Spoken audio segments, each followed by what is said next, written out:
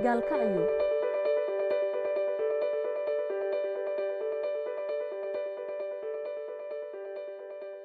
waa mid ka mid ah magaalooyinka ugu kobaca koriimada badan waa bartamaha wadanka Soomaaliya waana xudunta dhalinyarada Soomaaliyeed kobaca iyo koriimada ka socda waa mid ballaaran warbixintan oo aan ku eegi doono heerarka kobac dhismayaasha magaalada Gaalkacyo taasi oo tusaale wanaagsan u noqon karta fikirka mustaqbal ee laga haysto magaalada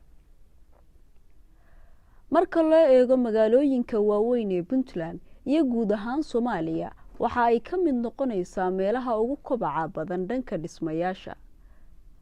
muuqaalada idin hormaraya waa dhismayaal si gooni ah ay u dhisteen shirkado iyo shakhsiyaad gaar ah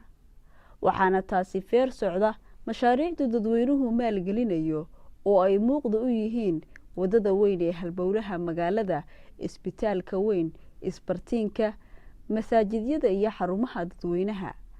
Cabdiqani Maxamed Faarax waa agaasimaha waaxda howlaha guud ee dawladda hoose degmada Gaalkacyo waxa uu inoo sharaxayaa isbeddelka dhisme ee magaalada ka socda farq weyn baa u dhaxeeya waxa laga yaabaa waagi hore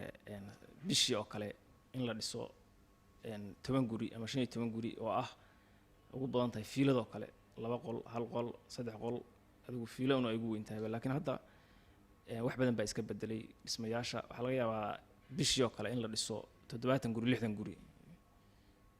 oo ah 20 ama 15 kamid ay yihiin guryaha waaweyn oo dabaqyada ah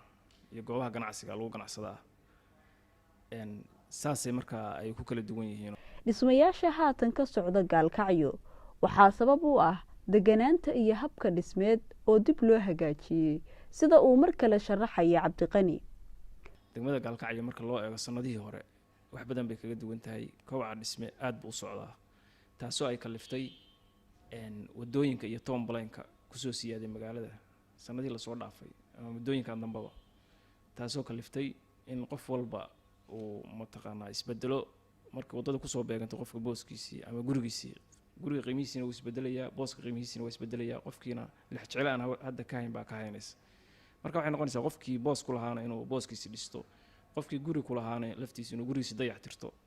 oo sidii hore ka bedelo marka aad bay uga duwan tahay sanadii hore marka la soo eego kobaca dhismayaashuna aad buu u socdaa isbeddelka iyo waliba qurxinta muuqaalka guryaha soo xoogsanaya habka loo wajahayo iyo sida lagu gaaray waxaa sharaxaya injineer Cabdiqani Faarax Cabdullaahi Yariisow hal abuurka iyo waxbarashada dhalinyaradu waxa ay bedeshay wajiga dhismayaasha magaalada Gaalkacyo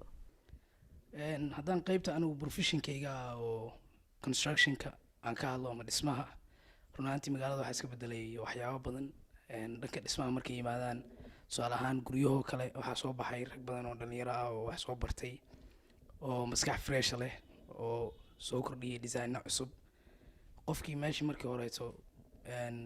oo guri loo dhisi jiray uusan hore u arag uusan garanayn oo lagu diyaariyay meesha markaa site-ka hadda waxaa yani la gaaray in dadkii qofkii gurigiisii asagoo aan wali la dhisin oo la taagin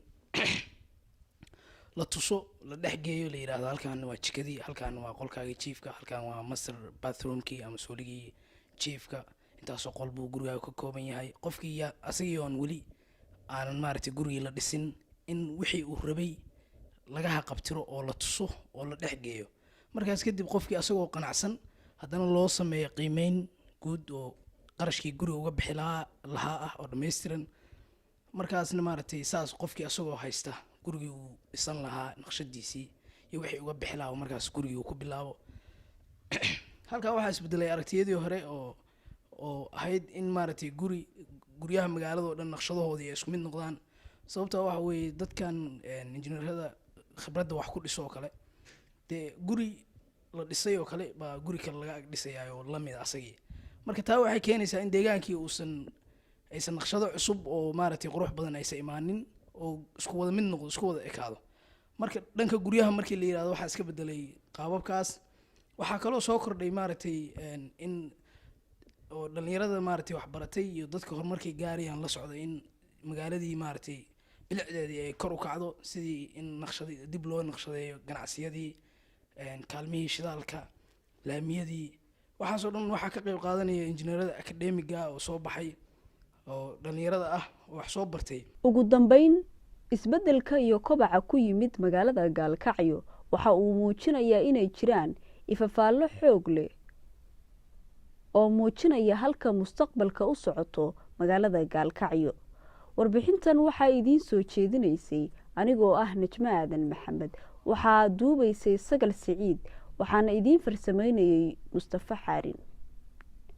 inta aan warbixintan oo kale ku kulmi doono sidaa iyo nabadgelyo.